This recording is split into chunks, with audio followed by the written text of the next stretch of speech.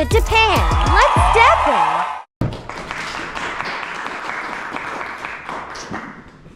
네, 안녕하십니까. 저는 주식회사 제타큐브의 대표이사를 맡고 있는 조정현이라고 합니다.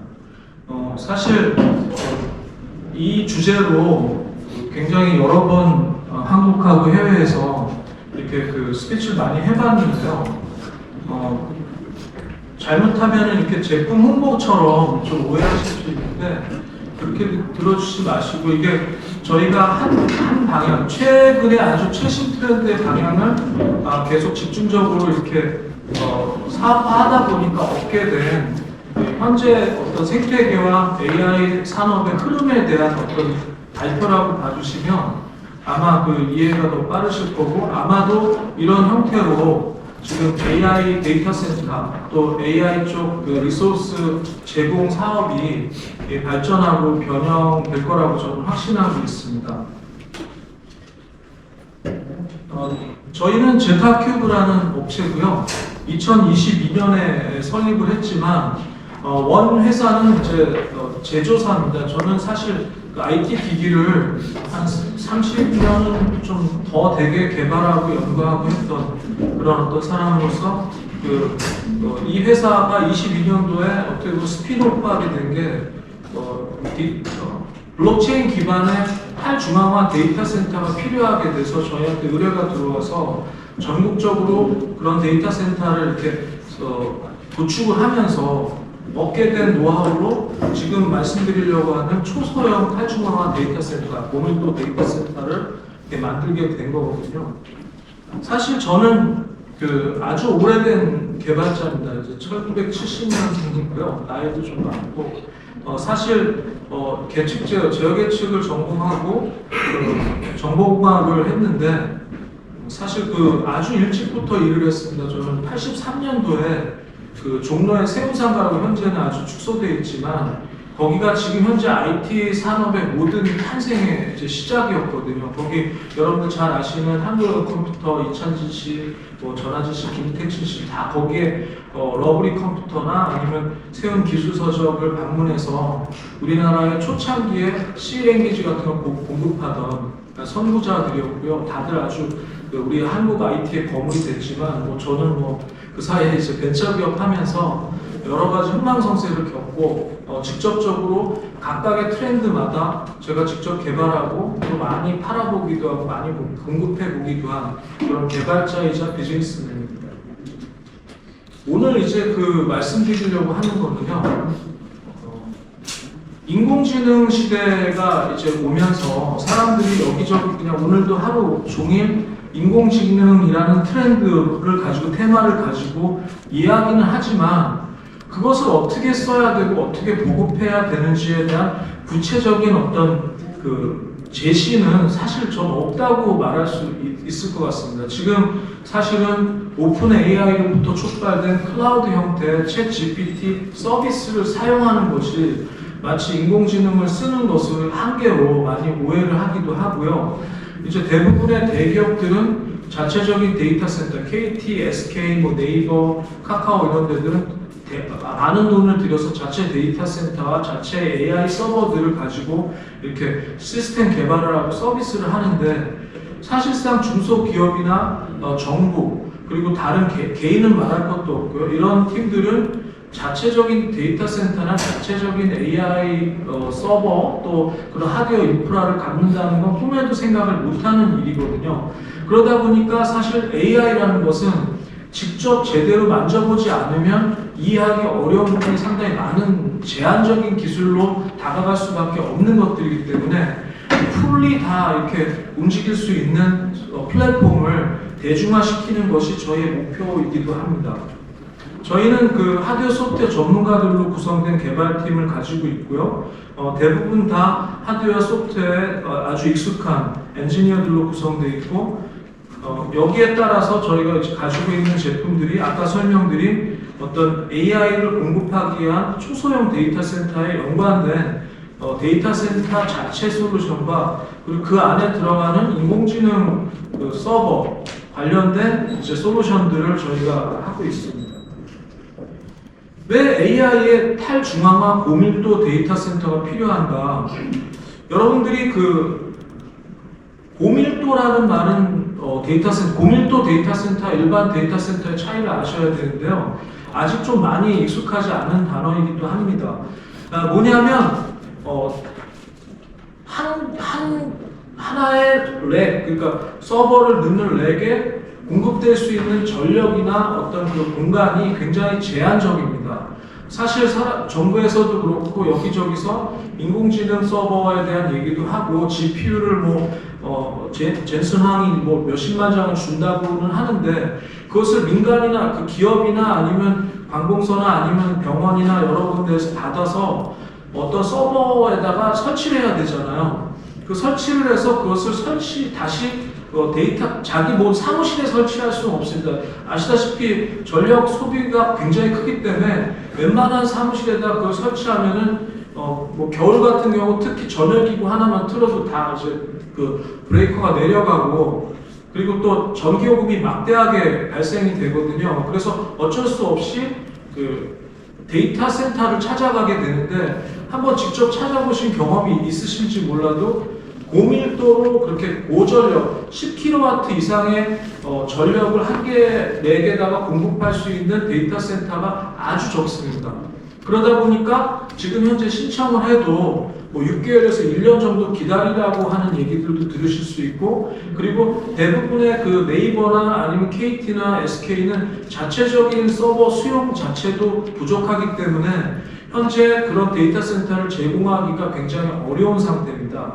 그리고 두 번째 뭐냐면 카카오 사태 때도 그랬고 정보들 그 소실될 때도 그랬지만 많은 사람들이 어떻게 보면 데이터 센터에 집중화시킨 장비에서 불이 나거나 사고가 났을 때 맞아야 되는 그 어려움은 엄청납니다. 우리 전 국민이 굉장히 큰 어려움을 거의 한 달 이상 겪었고 현재도 완전한 복구는 안 된 걸로 알고 있는데요.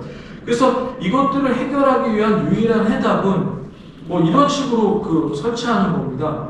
그래서 이것은 사실 과거 같으면 할 수 없는 일입니다. 왜 그러냐면 과거에는 한 대의 장비들, 한 대의 서버들이 가진 역량이 상당히 부족했기 때문에 큰 공간에다가 아주 많은 서버를 설치를 하고 그때는 전력이 많이 안 들어갔죠. 그렇게 해서 써야 됐었습니다.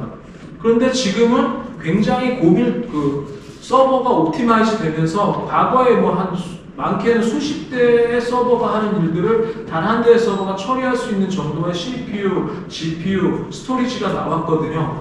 그래서 그것들을 기반으로 분산해서 아주 조그맣게 만들어서 분산하게 되는 거죠. 그럼 어떤 장점이 있냐면 물론 당연히 여러분들이 생각할 때 아주 쉽게 보일 수 있는 게 한 개의 장비가 소실이 돼도 다른 장비를 통해서 복구를 한다는 게 좋고요. 그 다음에 데이터를 한쪽에다 몰아넣지 않으면 한쪽이 해킹돼도 일부 조각만 갖게 되기 때문에 해커들이 결국에 자기네들이 원하는 데이터를 조합을 할 수밖에 없는 그런 보안성도 있지만 그보다 더 큰 건 AI를 쓰는 AI 시대에는 레이턴시, 응답 속도가 굉장히 중요합니다. 굉장히 많은 데이터가 오가는데 그것들을 저 미국 아마존에 있는 GPU 인스턴스를 쓰게 되면 결과적으로 그 딜레이 타임에 대한 레이턴시 문제는 고스란히 고객들이 안게 되고 물론 회사가 안게 되고 고객들이 그것들에 대한 영향을 크게 받게 되는 겁니다. 그래서 네트워크 사용 속도, 고전력 공급, 보안, 복구, 경제성 모두 이렇게 탈중앙화하게 되면 굉장히 유리해진다는 겁니다. 그럼 이것을 하려면 어떻게 해야 되냐? 이제 저희는 그래서 좌측에 보시는 영상에 있지만 많이 보신 분들도 있는데 저희가 이런 형태 그냥 데이터 센터에 필요한 기능을 한 대 렉에 특수 제작된 렉에 다 넣습니다. 왼쪽에는 모니터링하고 터치스크린으로 제어할 수 있는 툴들이 있고요. 오른쪽에 있는 서버들 아까 얘기한 굉장히 많이 옵티마이즈 돼서 한 대 렉에 들어간 서버로 충분히 맨 위에는 100기가 스위칭 허브, 32포트 스위칭 허브, 밑에는 캐싱 서버가 들어가 있고요. 이제 밑에부터는 GPU 서버들이 쭉 들어 있습니다. 그래서 이거는 프로 A6000 블랙벨 GPU를 쓰게 되고요. 4090, 5090. 저희는 사실 H200 쪽은 안 쓰는 게 너무 고전력을 소비하고 비용이 많이 들기 때문에 그 아랫단으로 해서 공랭이 가능한 장비를 쓰고 있고요. 밑에는 스토리지가 있습니다. 2000테라씩, 이거 4000테라고요. 왼쪽에는 40개의 배터리가 있어서 오른쪽에 있는 그 UPS하고 연동해서 현재 전력과 모든 것들 모니터링하고 컨트롤할 수 있습니다. 여기 보시면 오른쪽에 이렇게 각각의 예쁜 디자인으로 고객이 원하는 대로 이렇게 디자인을 또 해줍니다. 그래서 또 설치는 무지하게 간단한데요. 그냥 전력과 한 3평 정도 공간이면 됩니다. 그러면 이미 구성된 렉을 딜리버리해서 설치를 하면 하루 안에 상상 전력을 놓고 어셈블하면 데이터 센터 기능을 할 수 있는 스토리지와 GPU 서버 조합이 생기는 거예요. 그렇게 돼서 사실 데이터 센터를 해외에 수출한다는 건 굉장히 애매한 일입니다. 이게 인프라스트럭처이기 때문에 사실은 어떻게 보면은 플랜트를 수출하는 식으로 엔지니어들이 가서 공사를 해줘야 되는데 저희는 그냥 딜리버리하고 세팅만 하면 되기 때문에 앞으로는 저희가 매뉴얼화해서 원격지에서도 저희가 엔지니어가 안 나가고 현지 엔지니어를 통해서도 할 수 있다고 저희는 보고 있습니다. 그래서 실제로 이제 이게 설치된 모양인데요. 저희가 사실 현재 이 데이터 센터를 뭐 사무실에도 설치할 수는 있는데 역시 그 전력이 사무실 쪽 전력은 좀 많이 떨어지기도 하고 좀 용량이요. 그리고 비용이 비쌉니다. 산업용 전력을 쓰게 되면 그래서 산업용 전기를 쓸 수 있는 그 지식산업센터를 대상으로 저희가 설치를 해놨고요. 여기는 기본이 한 15kg 이상 정도 제공이 되는데 맥시멈 40kg까지 지원이 되기 때문에 GPU 서버를 최대 GPU 한 80개 이상도 운영을 할 수가 있고요. 한 대 렉에서. 그리고 인터넷도 상당히 잘 돼 있고 저렴합니다. 그래서 비교를 해드리면 일반 상업용 그 전기를 썼을 때 월 300만 원 정도 전기 비용이 전력 비용이 들면은 지식산업센터에서는 100만 원 이하입니다. 그래서 굉장히 저렴하게 쓸 수 있고요. 또 이 지식산업센터가 전국에 한 1,500개 이상의 그 그룹이 지금 컴플렉스들이 있는데 안타깝게도 지금 경제상이 안 좋아가지고 공실률이 너무나 높습니다. 그래서 대부분 지식산업센터가 많이 생기니까 이렇게 투자들을 먼저 하셨는데 그 주인분들은 공실로 가지고 있으면서 관리비 내고 이런 것들이 굉장히 괴롭고 또 은행 이자 내는데 굉장히 괴로워서 사실상 이런 것들을 해칭하기 위해서라도 뭔가 해야 되는데 본인들이 막 움직여서 일하는 대신에 저희가 이제 위탁 관리하면서 이렇게 데이터 센터화하는 프랜차이즈 형태의 사업을 저희 진행하고 있고요. 또 사실 저희가 여기 안에 이제 들어가는 서버류들을 저희가 그런 게 제조 전문이니까 자체적으로 제작을 해서 오픈 소스 LLM 모듈로 밖에 지금 전시가 되어 있는 다양한 기능들, 그러니까 문서 관리, 라그, 그 다음에 생산 시스템 관리, 예측, 그 다음에 어떤 스테이블 디퓨전으로 그림 그려주는 거, 법률 검토하는 거, 원하는 대로 다 할 수가 있습니다. 그래서 저희의 스타일은 상대방이 뭘 요구하면 SI 하듯이 AI 하는 거죠. AI 시스템 인티그레이션. 그래서 저희가 이름을 시스템 투 AI라는 이름으로 저희 브랜드로 해서 최근에 저희가 저쪽 삼성 SDI에 이걸 공급을 했습니다. 그래서 여기서 뭘 하냐면 기존에 이제 RDB 시스템으로 40여 년 된 삼성 디스플레이 생산하는 과정에 생산 데이터 문서들을 관리를 했거든요. 근데 이게 그냥 이렇게 검색을 했을 때 과거 단어들, 과거에 쓰던 이렇게 말투들이 여기 너무 많아가지고 이 도시바로부터 왔대 기술이. 일본어도 섞여 있고 중국어도 섞여 있고 도저히 검색이 안 되고 어떤 기간 검색도 안 되고 그래서 저희한테 의뢰가 들어와서 저희는 이런 식으로 라그 시스템 벡터DB 해가지고 아주 쉽게 검색이 되게 이렇게 납품을 한 사례가 있습니다. 그래서 저희는 이것을 클라우드 방식으로도 공급할 수 있고 아예 그냥 인터넷 환경 전혀 없이 거기다 설치하는 거죠. 그래서 삼성은 또 자체 정보를 외부에다 유출시키면 절대 안 되기 때문에 삼성 자체에서 외부 인터넷을 완전 차단된 상태에서 LLM으로 이걸 하는 거죠. 그래서 자기 개인의 또는 기업의 비밀스러운 정보들을 오픈 AI나 이런 클라우드 서비스에 트레이닝 시킨다는 게 사실 끔찍하게 위험한 일이거든요. 이 부분을 자체적인 아주 보안이 철저하게 되어 있는 단절되어 있는 AI에 트레이닝을 시켜서 이제 그냥 버전 쓰듯이 이렇게 자신의 회사의 정보를 학습시켜서 자신의 비서로 만들어서 하나의 새로운 직원을 채용하듯이, 그러니까 장비 한 대 사면 직원 한 대 채용하듯 실제로 쓸 수 있는 시스템을 저희가 만들어서 공급하고 있는 중이고요. 이제 말씀드릴 거는 이 전자는 이제 그 일반적인 형태의 인공지능과 그다음 데이터 센터고요. 이 후자는 계속 저희가 그동안에 이제 설명하고 다녔던 이 DPN에 관련된 부분입니다. 저희가 하는 또 일 중에 이 탈중앙화된 이 데이터 센터를 블록체인으로 연결해서 그야말로 전 세계에 있는 어떤 사람들이 자기가 가지고 있는 컴퓨팅 리소스나 서버를 이 블록체인에 연결만 하면 이것을 상대방한테 빌려주고 그것에 대한 대가를 바로 받을 수 있는 시스템을 DPN이라고 하거든요. 그래서 저희는 사실 저희 시스템이 평소에는 일반적인 형태로 고객들한테 서비스를 하다가 유효 시간, 그러니까 시스템을 고객이 쓰지 않을 때는 이 DPN에 연결을 하게 되면 자동적으로 DPN에 연결된 전 세계 뭐 아프리카나 미주나 어떤 유저가 지금 현재 놀고 있는 유효되고 있는 리소스를 사용을 하고 그것에 대한 대가로 그쪽에서 US 달러 송금을 못하니까 해당 토큰을 송금을 합니다. 그래서 이것을 송금해서 대가로 주는 형태로 하는 게 DPN이거든요. 그래서 이 DPN을 각 데이터 센터에 기본적으로 장착을 해서 결과적으로 부가 수익을 계속 추가적으로 수익을 올릴 수 있는 이런 시스템을 하고 있고요. DP는 굉장히 앞으로 발전을 해서 에너지, 컴퓨팅, 스토리지 다양한 분야로 확대되고 있고 해외에서는 굉장히 핫 이슈인데 현재 국내는 아직 DP에 대해서 많이 모르고 있어서 저희가 DP 협회나 여러 가지 학술적인 활동을 통해서 많이 알리고 있는 중입니다. 그래서 왜 이 AI가 활성화되면서 이 DP의 수요도 많이 폭발하게 된 거거든요. 그럼 왜 AI 때문에 DP의 수요가 폭발을 하게 됐냐면 인공지능이라는 게 사실 이게 그 전기 먹는 하마라는 얘기 들어보셨겠지만 전기뿐이 아니라 GPU, CPU, 메모리 모든 리소스를 다 잡아먹고 있거든요. 지금 이 막대한 리소스를 제공하는 업체가 안타깝게도 미국계 그 공룡 기업들이 현재는 완전히 지배하고 있습니다. 잘 아시다시피 아마존, AWS, 구글, 뭐 일부 업체들이 그걸 장악하고 있습니다.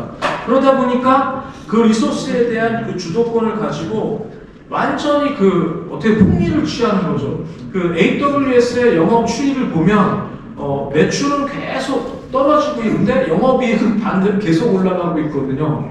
그래서 새로운 서비스를 덧붙여서 계속 수익을 독과점적으로 얻다 보니까 이게 그 AI를 트레이닝 시키고 하려면 GPU가 필요한데 이것들이 너무 비싼 거죠.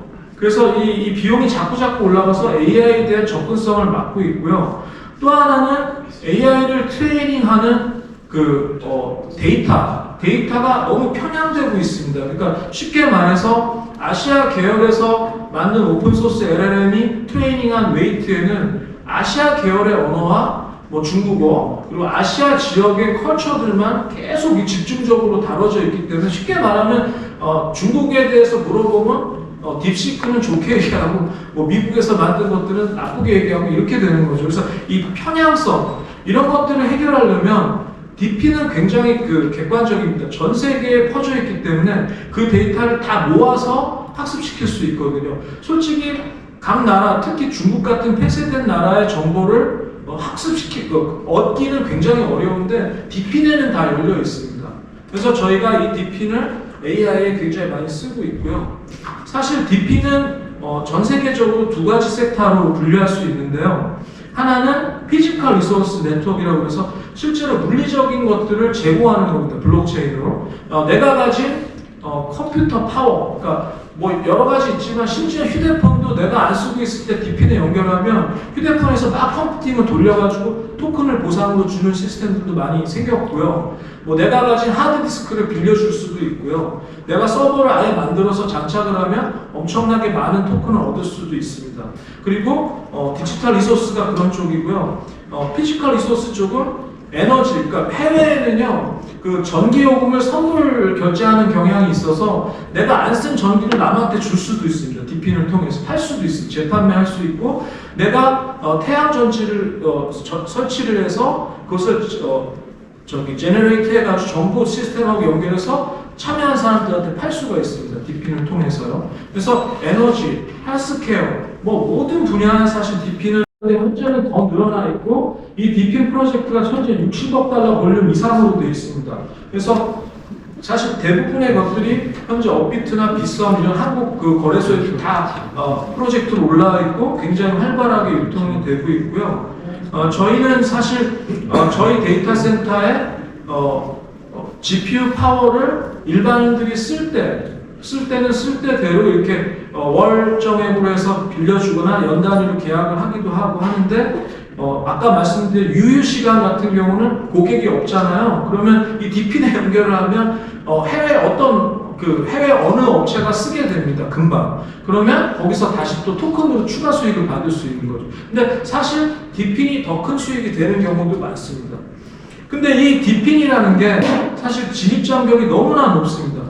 기술도 너무 어렵고 이게 블록체인이다 보니까 블록체인을 이해해야 되고 또 네트워크를 이해해야 되고 컴퓨터 쪽을 이해해야 되고 여러 가지 이해가 필요하고 소프트웨어 기술도 거기에 뭐 리눅스 시스템들 그다음에 프로그래밍들 뭐 파이썬이나 도커 뭐 다 이해해야 되는데 그리고 또 비용도 하드웨어 코스트가 너무 많이 비싸가지고 이게 세트로 너무 고비용이고 기술 지원을 하기도 굉장히 어렵고 그리고 법률 규제도 사실 한국은 또 아시다시피 ICO가 허락이 안 된 나라다 보니까 여기서 DPN을 만들어내는 게 사실은 불가합니다. 그리고 사용자 이해도 DPN이 뭔지도 잘 모르고 있고 또 토큰이 어떻게 설계돼야 되는지 알지 못하다 보면 앞으로 남고 뒤로 미치고 하는 이런 것들이 되는데요. 또 당연히 보안도 문제고요.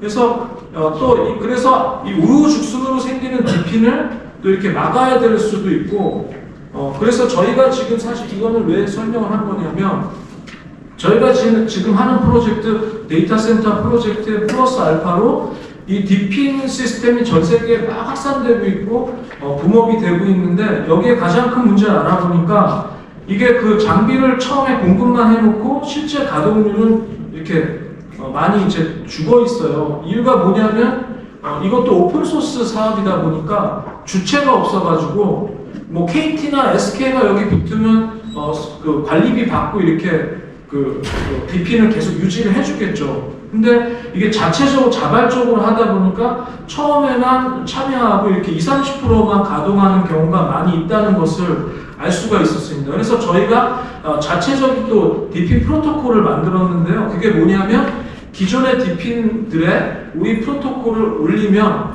우리가 KT 역할을 하는 겁니다. 그러니까 모든 전 세계 DPN의 메인테너스를 해주는 거죠. 우리가 모니터링도 하고 관리도 하고 그에 대한 피를 쉐어하는 형태로 해서 그걸 만들었거든요. 그래서 지금 제가 굉장히 빨리 이제 설명하게 됐는데 그 DPN 나노 DPN 프로토콜이라는 것을 설명할 AI로 제가 지금 만든 게 있는데 이거 한번 그 영상을 보시겠습니다. 프로토콜 비온 DPN. 안녕하세요. 제타큐브 조정현입니다. DPN 네트워크가 인공지능을 만나 폭발적으로 확장되고 있는 요즘, 저는 오늘 특별한 DPN 프로토콜을 소개하고자 합니다. 바로 나노 DPN 프로토콜, NDP 토큰인데요. DPN을 넘어 인공지능을 지원하고 융합하려는 획기적인 시도와 현실 세계에 바로 적용하여 수익을 낼 수 있는 웹3와 RWA의 중심에 있는 프로젝트입니다. 한번 제 인공지능 아바타의 설명을 찬찬히 들어봐 주시기 바랍니다. NDP가 만드는 탈중앙화 공유 경제 생태계 NDP입니다. 프로토콜 비온 DPN. DPN의 한계를 넘어 AI로. 안녕하세요. 저는 제타큐브 조정현 대표님의 인공지능 아바타입니다. 이제부터 제가 NDP 토큰에 대해 자세히 설명드리도록 하겠습니다. 현실 세계의 인프라를 블록체인을 통해 수요자와 손쉽게 연결하고 가치를 만들고 수익을 나누는 NDP는 디핀 생태계의 혁신적인 플랫폼으로 자리 잡을 완전히 새롭고 실용적인 프로토콜이자 AI 산업의 활성화로 드러나는 훌륭한 원동력입니다. 먼저 NDP 프로토콜 기본 기능을 소개해드리겠습니다. NDP를 통해 다양한 디핀 토큰과 교환을 하고 스테이킹하며 투자를 합니다. 온보딩이 준비된 디핀 제공자는 자신의 장비를 직접 NDP 네트워크에 온보딩하거나 탈중앙화 디핀 전용 데이터 센터인 나노DC에 설치하여 안전하게 위탁 운영하실 수 있습니다.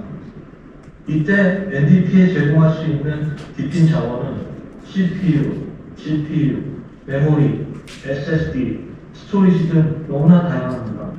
이는 웹서버부터 DB 서버, 게임 서버, 스트리밍 서버, 인공지능 서버 등 거의 모든 IT 어플리케이션을 낭만합니다. 이번은 NDP 프로토콜의 시스템 구성에 대해 설명드리겠습니다. 온보딩된 모든 디핀 자원들에는 NDP 에이전트가 설치되고 NDP 자원 분석 시스템을 통해 실제 시스템 정보를 NDP 스코어링 서버에 전송하고 분석하여 디핀 재고 가격을 결정하게 됩니다. 이후 NDP 마켓 서버를 통해 전 세계의 사용자들에게 공개되고 고객이 자신에게 필요한 자원을 직접 선택하고 사용기간을 정한 후 NDP로 결제하는 EMP 체인 기반의 NDP 토큰을 투자자, 관리자, 제공자에게 안전하게 전송합니다. 고객의 자원 구매 후에는 NDP의 엄격한 모니터링 시스템으로 감시하며 제공이 중단되거나 운영에 문제가 생기면 24시간 내에 보고를 요청하게 되고 이를 얻을 경우 스테이킹된 NDP를 단계적으로 소각시켜 네트워크 파워의 건전성을 유지합니다. 물론 지속적으로 디핀 자원을 제공한 공급자는 점점 더 많은 보상을 얻을 기회를 얻게 되는 거죠. 그래서 이건 뭐냐면요. 기존의 많은 디핀들을 말씀드린 대로 저희 프로토콜을 같이 올려서 우리 밑에 종속적으로 관리하게 만들고 그 관리 속에서 디핀들이 잘 운영하게 해서 활성화시키고 저희가 이제 그의 수익을 나누는 모델로 저희가 개발한 나노DC에서 운영될 수 있게 개발한 그 프로토콜이고요. 저희 목표는 그래서 이런 식으로 아주 초소형의 데이터 센터가 아까 제가 보여드린 것처럼 국내나 해외에 이렇게 탈중앙화돼서 설치가 되고 거기에 AI 리소스들이 들어가게 되면 저희 그걸 기반으로 블록체인으로 연결해서 평소에는 일반적인 그 GPU 렌팅 같은 것들을 하다가 또 유휴 시간에는 블록체인으로 운영을 하고 이렇게 하는 또 복합적인 운영 시스템을 만들고 그것들로 서비스를 해주고 그 AI 어플리케이션들을 호스팅하는 아주 새로운 어떤 시스템들을 만드는 거거든요. 그래서 저희 목표는 현재 이 나노DC가 우리나라는 아무래도 AI 데이터 센터가 아직 고밀도 데이터 센터 그래도 있는 편이지만 아프리카나 중동, 중앙아시아 그리고 아시아 쪽도 상당히 지금 그 데이터 센터, AI 데이터 센터가 없기 때문에 현실적으로는 해외에 있는 서비스들을 그냥 쓸 수밖에 없고 종속적으로 지금 하고 있는데 여러 나라들에 저희가 해외 프로모션을 했을 때 여러 나라들 특히 아프리카나 중동에서 많이 요청이 들어와요. 그래서 이걸 나노 데이터 센터를 현지에 설치를 해서 운영을 하기를 원하는 이제 이런 경우가 많이 있어서 저희는 이제 국내에는 국내대로 아까 말씀드린 대로 그런 타겟을 삼아서 데이터 센터를 계속 확장시켜 나가고 해외도 연동을 하게 되면 결과적으로 이 큰 그룹이 하나의 그룹으로 묶이고 또 그게 또 블록체인 시스템에 이제 연결이 되게 되면 유기적으로 운영되면서 결국에 공유 생태계 같은 것도 공유 경제 시스템 같은 것들을 만들어낼 수 있거든요. 그러면 지금 현재 데이터 센터 그리고 또 지금 현재 그 AI 서버들이 쓰고 있는 효율의 수백 프로를 운영할 수 있는 시스템이 나올 수 있게 됩니다. 그래서 그런 부분들에 대한 연구 개발을 계속하고 있고요. 앞으로도 아마 AI 데이터 센터에 대한 이슈들이 많이 생기지만 최근에도 주변에서 어떤 지정학적 문제, 전력 확보 문제, 그리고 부지도 굉장히 어렵고 또 아시다시피 서울 인근에 해야지 이게 지금 AI 데이터 센터는 유리한데, 고밀도 데이터 센터는 유리한데 서울 인근에서는 또 그 주거지하고 가까운 주민들이 막 반대 시위를 하고 그래서 못 들어가고 있거든요. 이제 이런 여러 가지 어려움들 속에서 결과적으로 이 AI 시대를 대중화시키기 위해서는 보급을 많이 해야 되는데 이런 형태로 분산해서 이렇게 보급을 해 나가지 않으면 사실 갑자기 이렇게 확장시키는 거는 상당히 어렵다고 봅니다. 한 개의 데이터 센터 건립하는 데는 3년 정도 걸리거든요. 그러니까 이제 그리고 더더군다나 AI 데이터 센터, 고밀도 데이터 센터로 설계가 들어가니까 과거의 데이터 센터 건립비, 건축비에 한 거의 10배까지 들어가기 때문에 현실적이지 못한 상태에서 저희는 이 시스템, 나노 데이터 센터를 한 가지 대안으로 저희가 지금 계속 확장을 하고 있어요. 그래서 저희가 올해는 K 디지털 브랜드 대상도 받았고 국가공헌 대상 정보통신과기부 장관상도 받았는데 저희 목표는 이걸 현실화시켜서 실증 사업을 많이 보여드리고 현재 6개가 설치되어 있습니다. 근데 확장을 시켜서 이것들이 연동돼서 또 이렇게 운영되는 모습들, 그리고 향후 디핀으로 확장돼서 더 고도화되는 모습들도 이제 보여나가려고 하고요. 아마도 이런 형태의 데이터 센터가 여러분들이 생각하시는 AI 형태의 데이터 센터의 미래라고 보여지고 있고 해외에서도 많이 그렇게 호평을 하고 있는데 그냥 저희 회사 제품에 대한 홍보라기보다는 앞으로의 그 데이터 센터 트렌드가 이렇게 될 수 있지 않을까라는 좋은 예시로 좀 봐주시고요. 저희가 밖에 그 서버도 전시해놨고 시끄러워서 사실 메인 서버는 못 틀었고요. 엄청 시끄럽거든요. 그래서 저희가 그 조그만 서버에서 또 데모도 해놨고 하니까 이따가 강의 끝나시면 나가서 또 한번 봐주시면 좋겠고요. 이상으로 저희 마치고 질문 있으시면 제가 답변해드리겠습니다. 이상입니다. 네, 사실 질문드립니다. 네, DP라는 게 탈중앙화 피지컬 인프라스트럭처 네트워크라는 거의 약자고요. 우리가 처음에 AI 그 이세돌 얘기 나왔었을 때 AI가 올 거다 하다가 어느 순간에 확 우리한테 다가와 버렸어요. 불과 몇 년 안 되거든요. 이거 향후에 아마 이렇게 좀 빠르게 발전하지 않을까라는 그런 느낌도 있습니다. 오늘 최신 우리 그 4차 산업의 DNA 데이터 네트워크 AI에 대한 그 인프라 제일 중요한 그것도 인프라로 구축하게 되는데 거기에 대해 말씀해 주신 우리 조정현 대표님께 다시 한번 큰 박수. 질문 있으셨나요? 예, 저기 질문들 예. 설명 잘 들었고요. 제가 궁금한 것은 이게 최소형 데이터 센터라고 말씀하셨는데 물리적으로 항공항속구나 화재나 이런 부분에 대한 어떤 대책들을 설비를 별도로 갖춰야 하는지 자체적으로 뭐 구비하고 있는 건지 그건 또 별도로 대화나 이런 부분에 대해서는 어떻게 설비가 가는지. 예, 일단 저희가 지금 구축하는 시스템에 한계는 있습니다. 이제 제가 이걸 먼저 말씀드리고 싶습니다. 뭐냐면 만약에 AI 데이터 센터를 거기 구성되는 서버류들이 엔비디아 블랙웰 H200이나 이런 것들로 구성하면요 한 개의 렉에서 소요되는 그 전력량이 70kW 이상입니다. 그렇게 되면 도저히 그것은 공랭으로는 해결이 안 됩니다. 순행을 해야 되는데 저희는 그래서 저희가 자체적으로 서버 구축을 하니까 구성을 하니까 블랙웰도 지금 최근에 도입을 했거든요. 프로 A6000으로 도입을 했는데 기존의 4090, RTX 4090하고 500 개조해가지고요 비디오 메모리를 키워서 공랭으로 최대한 가능한 형태까지 구성을 합니다. 그리고 전력량도 맥시멈 풀로 설치하게 되면 거의 한 30kg 정도 들거든요. 근데 저희가 자체적으로 전기는 이제 아까 말씀드린 UPS하고 배터리 시스템으로 하고요. 쿨링 시스템은 좀 그 일반적인 형태로 구성합니다. 무슨 얘기냐면 액세스 플로어를 쓰고 그 다음에 공조기를 넣어서요. 결과적으로 그 위쪽으로 그 천정 쪽으로 빨아들이는 닥트를 시공을 합니다.